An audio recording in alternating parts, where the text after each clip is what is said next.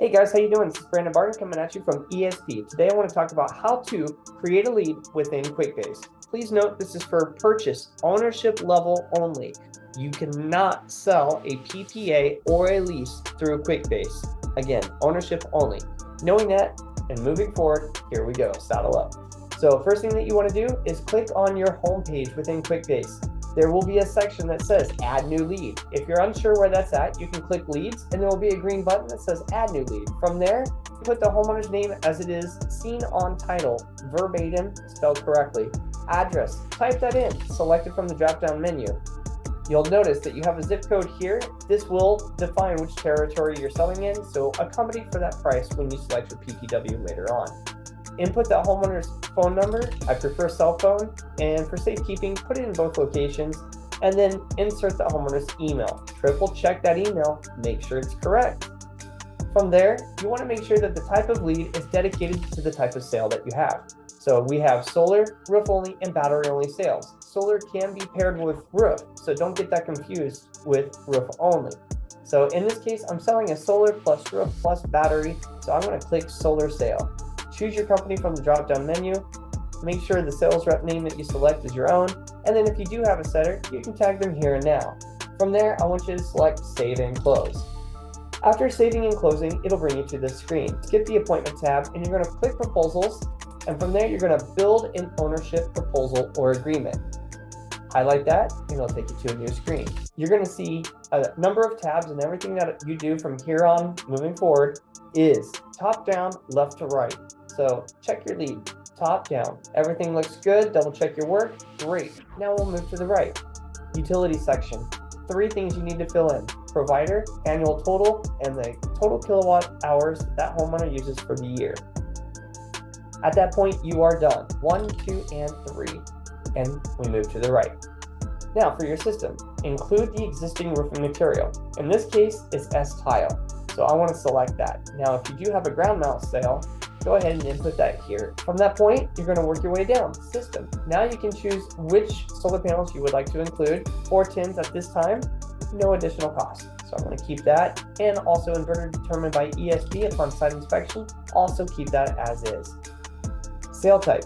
This will be solar plus battery opportunity. And based on latitude, longitude of this home, we know how much kilowatt hours can be produced assuming the correct roof shading. So if you do have any shade factors that come into play, now is the time to select it. In this case, the home is completely shade free, no shade whatsoever. So I'm going to click 0% loss, and we're going to gear this as close to 100% offset as possible. Now, if this homeowner is wanting additional power, now is the time to panel override, update that bad boy, and see what kind of offset you can include for this homeowner. Please note, every utility has their own offset percentage, so be within the confines of the rules and regulations. Moving forward, you have your base price per watt. This is where you can determine the cost that you want to sell this project at. If you want to sell it at, let's call it $4.75 a watt, we're going to override price per watt and put in $4.75. The key here is that all adders, dealer fees, any other extenuating costs will be placed on top of $4.75. So there's not much math that you have to do.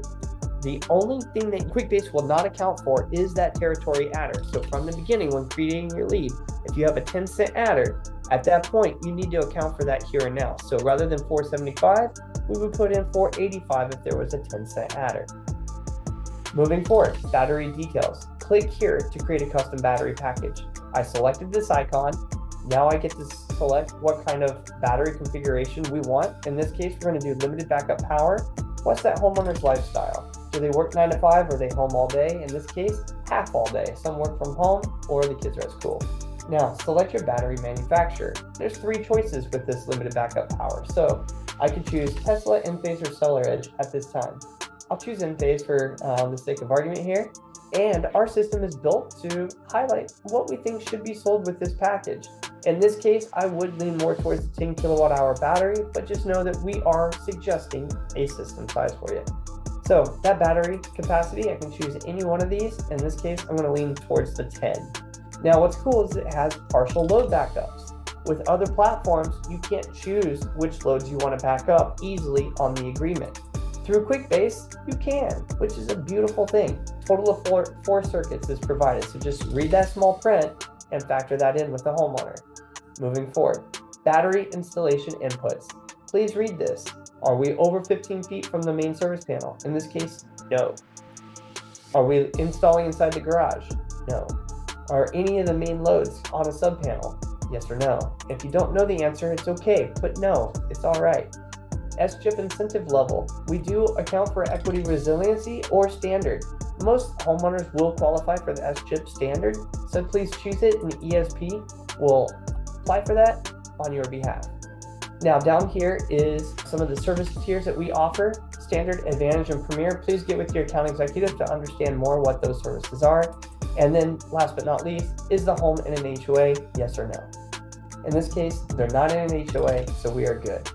I will come back to this, but just know that this is our adder table. Once you save the project, it will list all of the adder costs verbatim, so you know what to account for. But at this time, let's pause here. Let's go back to the top. And I want to go to the summary tab. This is where you can choose your funding partner.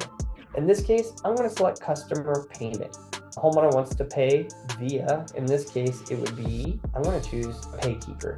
Okay, so customer payment, Paykeeper. Please note that you will see PPA options in here. So if you're trying to sell Everbright, Sunrun, or LightReach, although they're listed here, this is not the correct approach. So customer payment for sure. And like I said, we're going to do Paykeeper.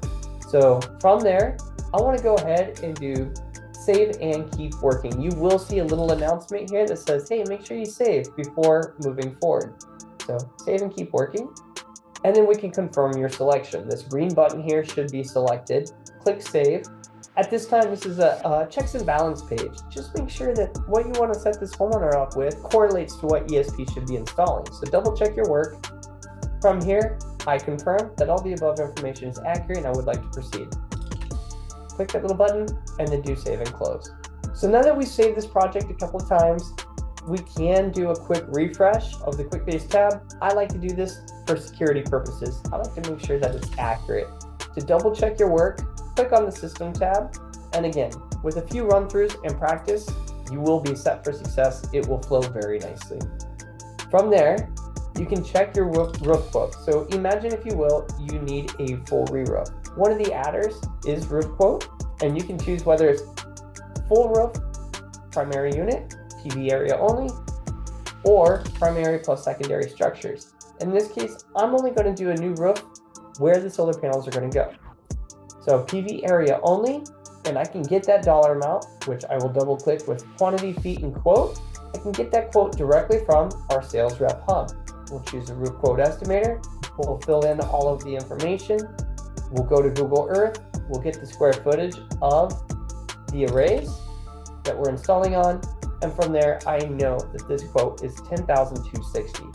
So I'm simply translating $10,260 for PV area only within this table. So now that I have that, I'm going to go ahead and click save and keep working. I know everything in the adder table is correct. I can go back to the summary tab, and now I can quote this out with confidence. Mr. and Mrs. Homeowner, your package price is $63,340. Tax credit, approximately $19,002. You're netting yourself $44,338. Yes, we do have a payment due up front. That's going to be $1,000. That will be deducted from your banking account based on the process that we chose for customer payment. By the way, here's the outline of your payment milestones. And Mr. and Mrs. Homeowner, if you have any questions or concerns, let me know. In this case, maybe the homeowner wants to have a price for a lesser amount than $63,000. At that point, you can either set your total price. Maybe they said, hey, if you can get this solidified for $61,000, I'll sign today. Here we go, $61,000 on the dot. We got it approved. You can do it this way, or you can go back to your system tab and you can flirt with that price per watt here, that 485. You would bring this down to maybe 450, 420, up to you. Just play around with it like the price is right. Homeowner agrees to $61,000. If you're curious what your commissions will be, go ahead and type in your red line. So if you're curious, that's how you can do it. From there, homeowner's ready to sign docs. I always do one last save, and you'll see that quite a few times in here. I'm going to go ahead and move forward to documents. And this green button here says send document request. this means we're on the right track. I can send this out to the homeowner and the sales rep at the same time. Every time you go to sign the deal, there will be a notice. In order to proceed, please check the box and choose from the drop-down the HIS assigned rep or the signer. So in this case, the rep is here and there is no drop-down menu. The reason being, I have an HIS on file. So I do not need to assign anybody else to this deal because I am compliant. So after having that, now I can move forward to send document request. This pushes this off to the homeowner and to the sales rep at the same time. Once both parties have signed, you will be able to go back to the lead. Once the agreement has been signed by both parties, you will see a yellow line or color-coded bar all the way across this saying, great job, all parties have signed. That means you have done it, everything is good. If there is no yellow bar, that means there's at least 1 or 2 parties that have not signed the agreement yet. So it is not fulfilled. You cannot record the sale with ESP. But yellow bar, that means you are good. So that is how you create a lead and a sale within Quickbase.